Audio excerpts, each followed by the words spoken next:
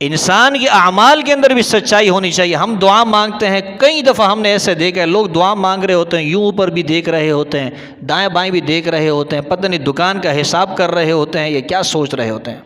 اسی لیے رابعہ بصریہ جو اللہ کی بڑی بزرگ بندی گزری ہے، وہ فرماتی ہے استغفارنا یحتاج الی استغفار کثیر. یہ جو ہم اللہ سے استغفار کرتے ہیں، اللہ معاف کر دے، اللہ ہماری استغفار فرما، اللہ ہماری بخشش فرما، ہم استغفار کرتے ہیں، فرمایا اس کے لیے بھی استغفار کی ضرورت ہے، اس لیے کہ یہ بھی ہمارا جھوٹا استغفار ہے.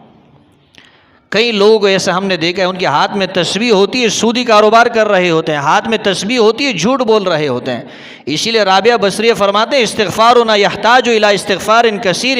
ہمارے استغفار کے لیے بھی استغفار کی ضرورت ہے. اللہ جو ہم نے استغفار کیا تھا، جو آپ سے معافی مانگی تھی، وہ بھی غلط معافی مانگی تھی، ہماری توجہ کہیں اور تھی، ہم غفلت کے اندر تھے، بیداری میں نہیں تھے، اللہ اس کو بھی تو معاف فرما.